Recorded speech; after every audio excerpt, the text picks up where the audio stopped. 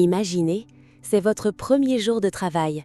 Vous arrivez à Paris, le cœur battant, prête à commencer une nouvelle vie. Et soudain, un baiser inattendu change à jamais votre destin.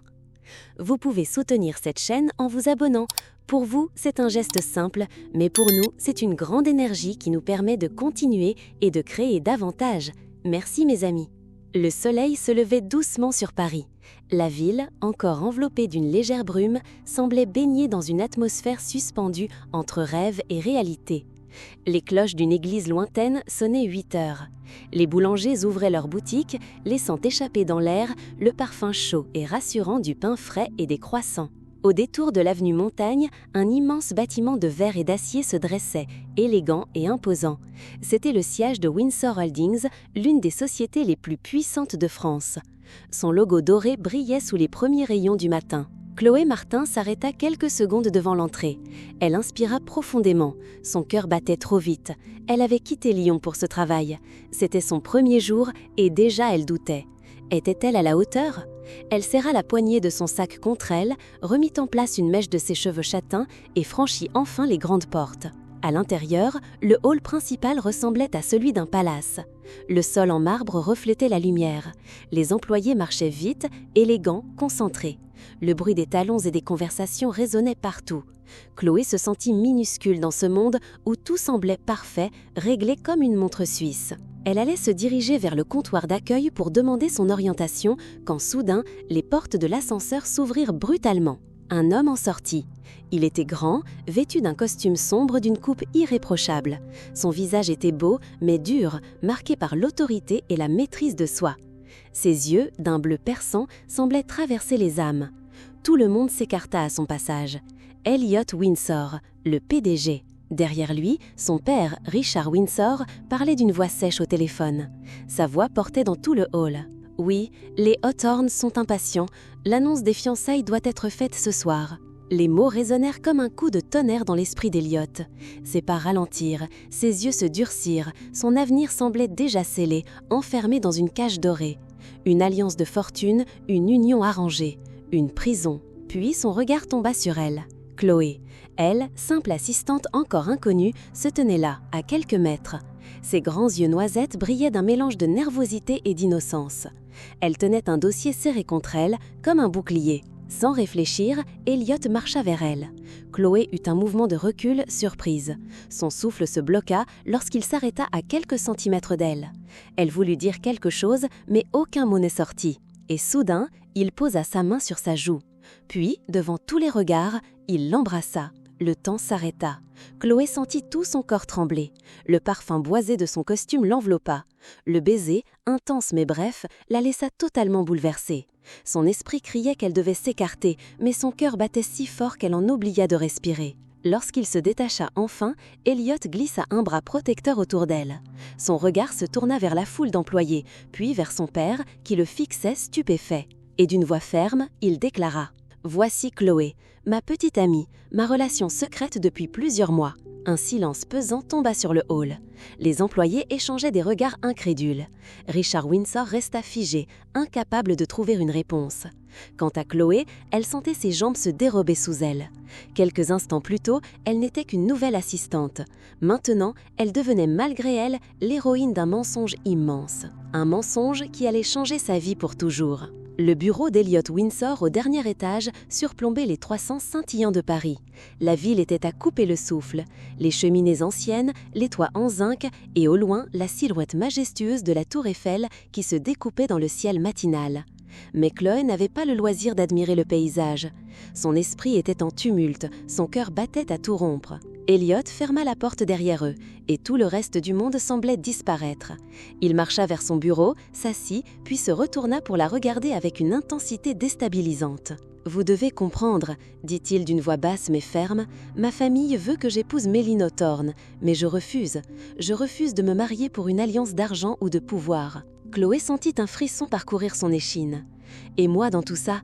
murmura-t-elle, confuse et tremblante. « Vous êtes ?» murmura-t-elle. « Votre échappatoire » répondit-il, presque comme s'il révélait un secret trop lourd à porter. Elle ouvrit la bouche pour répondre, mais aucun mot ne sortit. La situation était irréelle. Elle venait de Lyon, elle était seulement assistante, et maintenant, elle devait devenir la petite amie secrète du PDG le plus puissant de France. Elliot s'approcha d'elle. Son parfum subtil, légèrement boisé, la fit frissonner. Rien de plus, juste votre présence. Chloé cligna des yeux incrédule. « Vous êtes sérieux ? Plus que jamais. » Elle ferma les yeux un instant, prit une grande respiration. Une partie d'elle voulait partir en courant, tout laisser tomber. Mais une autre partie, fascinée et curieuse, sentait un frisson d'excitation parcourir son corps.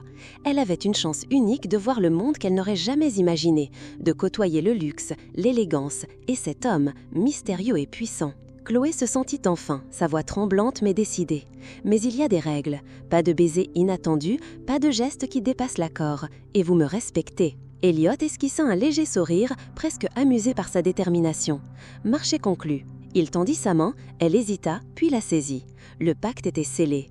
Ce moment, simple et silencieux, scella leur destin commun, un destin qui commençait par un mensonge. Les jours suivants furent un tourbillon pour Chloé. Elle devait apprendre à marcher dans des robes longues et élégantes, choisir ses accessoires, se coiffer avec soin. Chaque mouvement était observé, analysé, critiqué. Mais elle était déterminée à ne pas échouer. Les dîners mondains à Versailles, où les lustres scintillaient comme des étoiles suspendues dans le temps, la faisaient trembler de nervosité. Les soirées au Ritz étaient un autre univers. Des gens vêtus de costumes impeccables et de robes longues, des conversations chuchotées, des regards qui pesaient. Chloé devait incarner la petite amie parfaite. Et pourtant, le jeu qu'elle pensait être faux commençait à devenir étrange. Chaque sourire échangé avec Elliot, chaque contact de main, chaque regard prolongé, semblait réel. Plus elle jouait, plus elle ressentait. Et elle savait, au fond d'elle, que ce n'était pas seulement un rôle. Un soir, après un gala de charité à l'Opéra Garnier, alors qu'il rentrait seul dans la voiture noire d'Elliot, il effleura sa main. Le geste fut si délicat, si attentif, que Chloé sentit un frisson la parcourir. Elle détourna les yeux, le cœur battant. « Pourquoi vous êtes si différent avec moi ?» murmura-t-elle, presque pour elle-même. « Différent ?» demanda-t-il, ses yeux plongés dans les siens. « Oui, avec moi vous n'êtes pas juste le PDG, vous êtes… » Elle s'arrêta, incapable de continuer. « Vous êtes troublé, n'est-ce pas ?» dit-il doucement, comme pour confirmer ses sentiments sans les avouer. Chloé hocha la tête, incapable de parler. Le silence s'installa, lourd et chargé d'émotions. Mais la menace rôdait. La famille Hawthorne, humiliée par le mensonge, avait engagé un enquêteur privé pour découvrir la vérité. Chaque événement social, chaque dîner, chaque sortie devenait un risque. Chloé et Elliot devaient naviguer entre vérité et mensonge, jouer leur rôle à la perfection tout en essayant de comprendre ce que leur cœur commençait à ressentir. Le jeu devenait dangereux. Et pourtant, une chose était certaine, ce qui devait rester un mensonge commençait à se transformer en quelque chose de bien plus réel. Le printemps avançait à Paris, et la ville scintillait sous un ciel bleu clair, parsemé de nuages doux. Les terrasses des cafés étaient déjà remplies, et le parfum des fleurs des jardins publics flottait dans l'air. Mais pour Chloé, le monde extérieur semblait irréel. Son univers se résumait désormais aux couloirs dorés de Windsor Holdings, au lustre étincelant des galas et surtout à Elliot. Depuis qu'ils avaient commencé leur relation simulée, chaque jour apportait son lot de tensions. Les regards complices, les sourires échangés, les gestes affectueux censés être fins commençaient à lui brûler le cœur. Elle se surprenait à attendre ses appels, à chercher son attention, à ressentir un frisson à chaque effleurement. Et elle savait que lui aussi n'était pas insensible à tout cela. Un soir, après une longue réception à l'hôtel de Crillon, ils rentraient dans la limousine noire. Le silence entre eux était lourd, chargé de non-dits. Chloé brisa finalement le silence. « Elliot, pourquoi est-ce que je sens que ce n'est plus un jeu pour toi ?» Il hésita. Ses yeux, d'un bleu profond, plongèrent dans les siens. « Chloé, Il s'interrompit, cherchant ses mots. « Ce que nous avons commencé comme un mensonge, je ne peux plus l'ignorer. » Elle sentit son cœur se serrer. « Moi non plus, » murmura-t-elle, sa voix tremblante. « Je ne sais plus où commence le mensonge et où commence la vérité. » Ils restèrent silencieux pendant plusieurs minutes, chacun perdu dans ses pensées. Leurs mains se frôlèrent accidentellement sur l'accoudoir et ce simple contact fit naître une chaleur qu'aucun des deux n'avait prévue. Les jours suivants furent encore plus intenses. Chaque gala, chaque dîner familial, chaque rencontre avec les clients ou les amis de la famille Windsor était un défi. Chloé devait maintenir son rôle de petite amie parfaite tout en essayant de comprendre ses propres sentiments et ceux d'Elliot. Mais la pression devint insupportable lorsque l'enquêteur privé des Hawthorne fit son apparition. Chloé sentit l'angoisse monter. Chaque geste, chaque sourire, chaque regard pouvait être scruté et dénoncé. La peur de perdre tout ce qu'elle avait construit la paralysait. Un soir, Elliot la conduisit dans un petit appartement parisien qu'il avait réservé pour elle, loin de tout regard.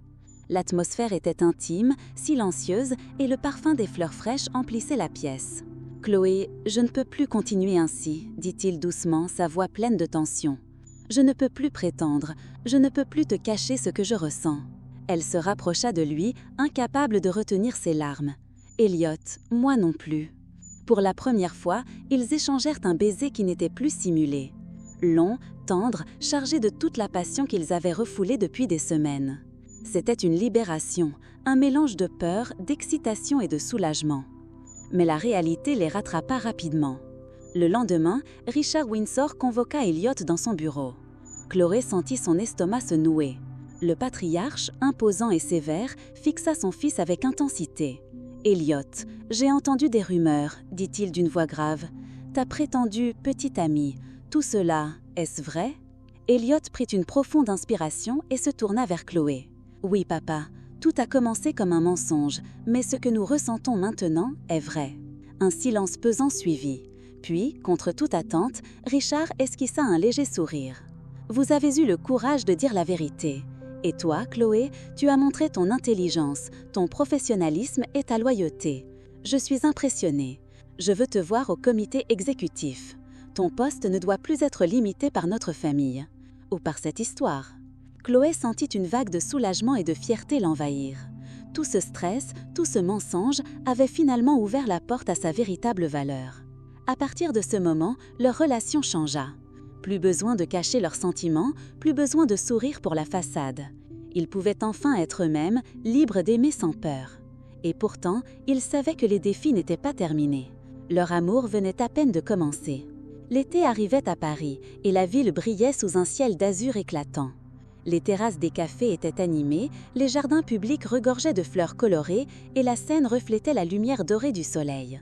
Mais pour Chloé et Elliot, le monde extérieur semblait secondaire. Leur univers s'était recentré sur eux, sur leur amour désormais authentique, né d'un mensonge, mais devenu vérité. Depuis la confrontation avec Richard, tout avait changé. Chloé n'était plus la jeune assistante timide du premier jour. Elle était désormais respectée et admirée pour ses compétences et sa détermination. Chaque jour à Windsor Holdings était un mélange d'efforts professionnels et de moments doux partagés avec Elliot. Mais Elliot avait préparé une surprise. Le soir de l'anniversaire de son grand-père, dans un château normand illuminé par des centaines de bougies, la famille et les invités attendaient dans la grande salle décorée de fleurs et de rubans. L'atmosphère était magique, romantique, presque irréelle. Chloé entra dans la salle, vêtue d'une robe élégante au ton pastel, ses cheveux châtains enlevés en un chignon délicat. Son regard chercha Elliot, qui se tenait à l'autre bout, impeccable dans son costume noir. Lorsqu'ils se croisèrent, leurs yeux parlèrent d'eux-mêmes. Tout ce qu'ils avaient caché, tout ce qu'ils avaient ressenti se lisait dans ce simple regard.